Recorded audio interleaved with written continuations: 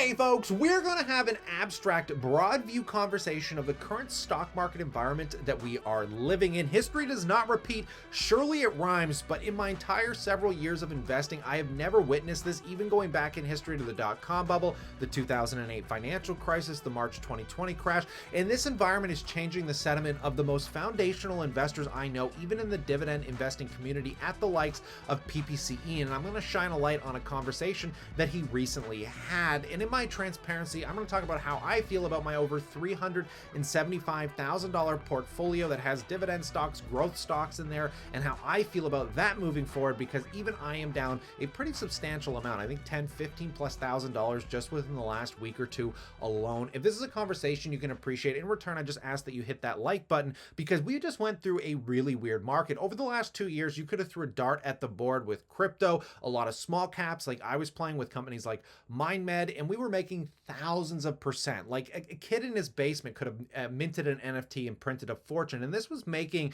those foundational dividend investors very jaded. And I feel like now they're kind of getting cocky because they're the ones that are generally outperforming the market. But even that way of investing is changing from, like I said, the likes of PPC, in which I'm going to come back around to in a brief amount of time here. But first and foremost, guys, I was a victim to doing this to you as well. I love talking about what I personally enjoy in the stock market. And sometimes people take that as, oh, that's a stock that I have to buy because Kyle's buying it. And we hear this from me, Kevin, Jeremy from Financial Education, the value investors like Everything Money, Warren Buffett, Charlie Munger. And let's take a look at some of these stocks that have been shilled to us over the last year or two, right? Tattooed Chef, SoFi, Enphase, Palantir, Corsair Gaming, the ARK Innovation ETF. These would sit in that more speculative bucket, right? But even in the value bucket, whether you're talking Alibaba, Meta, Facebook platforms here, guys, PayPal, Nvidia, Netflix, these are some of the most foundational, most robust, greatest growing companies on the planet, and they are absolutely annihilating people. And it is not a fun thing to witness stocks going down 50 to 80 to some of these guys are even down 90%. And the thing that scares me is when investors sit here, because I'm not going to bullshit you and tell you that, oh, these are great dip buying opportunities. Surely they're going to recover in the next 6, 12, 24 months, because the raw reality is, guys, you don't know. There's no way of actually knowing. And it's kind of a shame because really foundational companies are getting pulled down in this current environment, with some of them that are a lot more speculative that aren't showing EPS numbers, right? But this is all comparable to a lot of companies like Micron, in my opinion. And the reason I want to point this out is Micron was one of these high-flying stocks that plummeted 80-90%, and it never recovered, guys. That is a reality that could happen with every one of these speculative investments that you're taking on. And you have to understand, are you willing to stomach and think you have the foresight to know that it over the next, 2, 3, 5 years that those companies could truly rebound? Or were they truly part of this bubble bursting and they're never going to rebound back to where they were because they were just crazily overhyped, right? And we are starting to see a multiples compression. I talked about this yesterday, guys, because it's really hard to look at the general indices and be like, oh, the market's really not that bad, when really it is pretty bad when you look at the PE multiples compressing from what were we in the mid 30s, almost getting to the 40 range. And this is just in the 500 largest companies in the US. And now it looks like we could return back to the mean of 15 to 20. Now, even though this isn't all the companies on the S&P 500, those high flyers that we are now seeing pull back, like Nvidia, guys, those things that trade at crazy high multiples, if they even drop by 30, 50+%, it really brings the general PE of the whole market down. So, like I said, this is an abstract conversation because nobody really knows what the future holds. And I want to bring it back to even the dividend investing community, because a lot of the people that are heavy in the dividends know that J&J sits at the top of their dividend list. Things like Procter & Gamble sit at the top of their list. These companies have just increased dividends. They just posted great earnings. Like Johnson & Johnson's did see an EPS hit, but their revenues hit all-time highs and they're increasing that dividend. And same thing with Procter & Gamble here, right? So these guys are now kind of having this resurgence, but even them are saying things that I've never thought I'd heard, like people like PPC and speak. So take a quick listen to what he recently said. It's just a new reality of 2022. So what do? I diversify.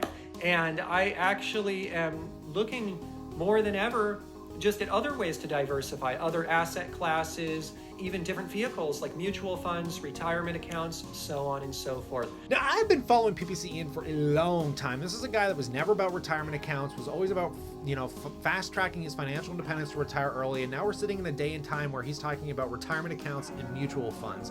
So I'm going to have this conversation because this is something that's been bouncing around in my head like a squirrel lately. And this is probably going to protect you the most. Take this with a grain of salt, guys, because I am in and out of stocks lately because I just don't really know what I'm doing. And I really want your opinion because I don't think anybody really knows what they're doing in this market. And taking a look at the broad view, I have not updated this portfolio over the last couple of weeks. So this is sitting around 383,000. So this is probably down about, just above 10,000 since the last time I showed you.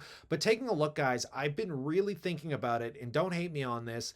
I've been thinking about sidelining my entire investment in Apple and Microsoft until we get through earnings. Now, many of you know at the beginning of this year, I really started scaling down Apple and Microsoft at really good prices. And I left about 30% room to start buying back into them because I feel like they're going to crash. Their multiples are very high. The rest of the market, if they even slightly miss earnings, which we're seeing with everything, by the way, even J&J lowered guidance, Procter & Gamble had to lower some guidance, Starbucks, every company, whether it's Clorox, whether it's JP Morgan, Google, or I don't know about Google yet, but Facebook, Amazon, all lowering guidance. And it's like we should have anticipated this in the stock value, but out of nowhere, because we know we're coming out of this cyclical boom from the March 2020 lockdown period, that we would expect this little bit of a hiccup, right? Where things are going to slow down probably for quite a, maybe 3, 6 to 12 months. And then hopefully we start picking back up as everything nominalizes. But it's like the market never anticipated this. And now all of a sudden, if a company even slightly misses earnings like Verizon did, it just plummets. And even if it has great outstanding earnings like Tesla, it doesn't rally. So this is a market where I'm kind of iterating that most people, if you're buying individual companies, should sit on the sideline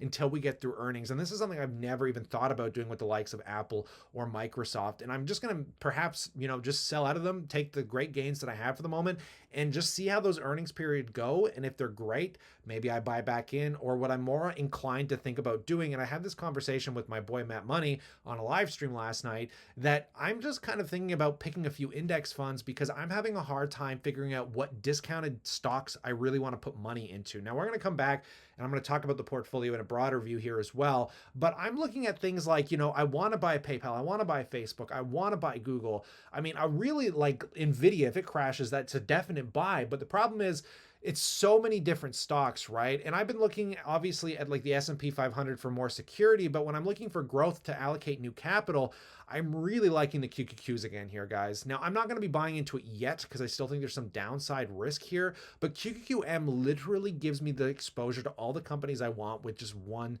stock. It just makes it so much easier. QQQM is more dividend focused, so the expense ratio isn't as high.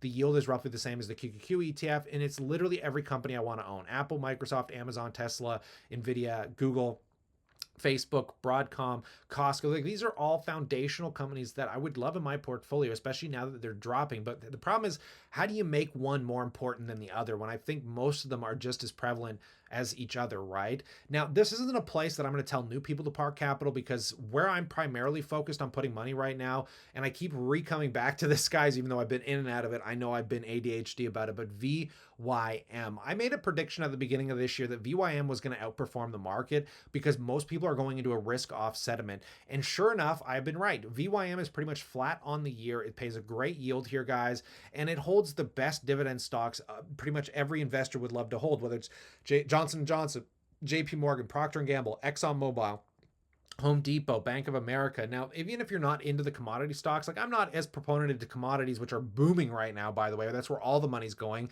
which could be said to be cyclical, because eventually, when risk becomes more appropriated and we start seeing growth rates come back, everyone's going to sell out of commodities and immediately go back into growth and tech and whatever.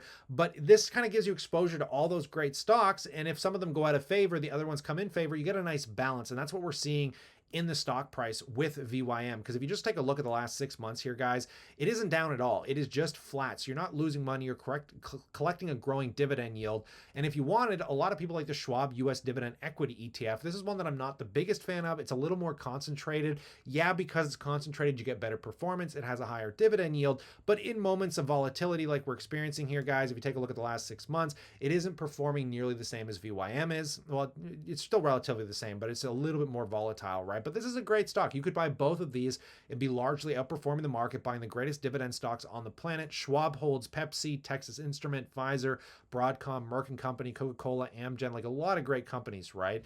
But this is kind of how my mind is thinking here, because I just don't have enough money to feel like, that Facebook is going to be better than Nvidia if Nvidia crashes, or PayPal is going to be better than Netflix here. Like I just think it's kind of hard to choose what one you should allocate your money toward. And when I listen to people shilling these stocks like I did, like just buy Facebook, it's the best discounted stock, it's just like, but is it though? I mean, we're heading into a market where there's just so much value in everything that it almost makes more sense to buy these indexes, because you're not getting any of the downside risk that really comes with those individual companies. And when my parents are moving into retirement here, and when I'm talking about people that are shifting into a phase where they can't handle 30 to 50 to 60% mood swings in their portfolio, I'm kind of mind blown that is the general sentiment I'm seeing across almost every investor at this point. They're all going to index funds. They're all being relatively safe.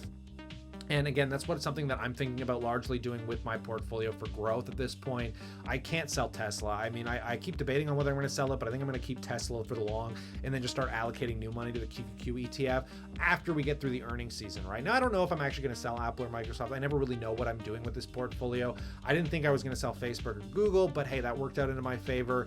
Like I said, guys, this is just me playing a game, offering you insights into what I'm doing. Don't take this as investment advice, obviously, but I really would love to pass the question off to you, and I want to get your opinion on what you think I should do. I know a lot of guys have been calling me out saying that I should just be buying BYM, and I think that has been a very appropriate place. And I don't know, guys, it's just very interesting. I didn't talk too much about the Canadian index side of things. I'm going to say that as a conversation for another day, but nonetheless, let me know what you think about all this. Stay cool, stay awesome, and as always, I look forward to catching you in the next one.